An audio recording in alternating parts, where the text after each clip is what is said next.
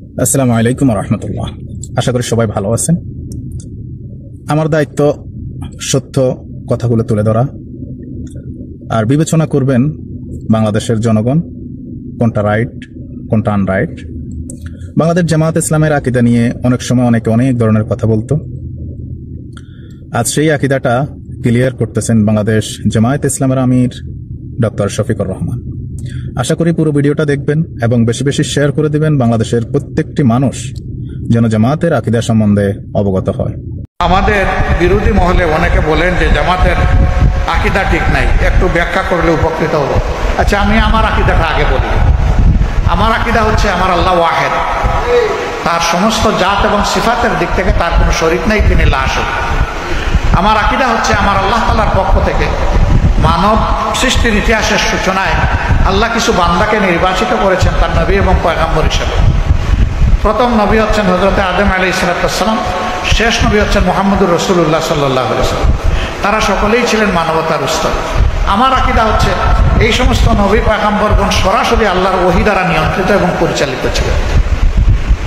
অতীতের ওহীগুলা অবিকল এখন বিদ্যমান নেই, বিদ্যমান আছে আল্লাহর দেওয়া পূর্ণাঙ্গ হেদায়েতের কিতাব আল কোরআন। এটি আমার আকীদা। আমার আকীদা হচ্ছে যে আল্লাহ তাআলার আনুগত্যের সর্বোত্তম নমুনা হচ্ছেন মুহাম্মদুর রাসূলুল্লাহ সাল্লাল্লাহু আলাইহি ওয়াসাল্লাম। আমার আকীদা হচ্ছে মহান আল্লাহ তাআলা এবং তার হাবিবের আনুগত্যের সর্বোত্তম নমুনা হচ্ছেন সাহাবায়ে কেরাম রিদওয়ানুল্লাহি তাআলা আলাইহিম আজমাইন। ভাই, আমার আকীদায় দোষ থাকলে চিঠি লিখে একটু আমারে জানিয়ে দিন। আমার জানা মতো আমাদের সহকর্মীদের আকীদা এই থেকে। রিসেন্টলি এরকম একটা দিনী সংগঠনের সাথে বসেছিলাম, তো তারা একটু বিনয়ের সাথেই বললেন যে এই সমস্ত বিষয়ে টুকটাক একটু কথাবার্তা আছে। তো যখন বললাম, বলে যে এগুলো তো আমরাও জানি। আমি বললাম, ভাই আপনারা জানবেন কীভাবে? আমাদেরকে আপনাদেরকে তো একসাথে বসতে দেওয়া হয়নি রে ভাই। আমরা যদি বসতে পারতাম, যত বসতাম ততই একে অন্যকে আমরা বুঝতে পারতাম, ততই ভালোবাসা বেড়ে যেত, ভুল বুঝাবুঝি দূর হয়ে যেত। আমাদের এই বসা ভালোবাসা যত বাড়বে ইনশাআল্লাহ দিনের ক্ষেত্রে কোনো ভুল বোঝাবুঝি থাকবে না। তাই একজন আবেগের আতিশয্যে বলে ফেললো, তাইলে আগামী 9 তারিখের মহাসমাবেশে এই কথাগুলো বলে দেন। আমি বললাম, না, এটা মহাসমাবেশের সাবজেক্ট না।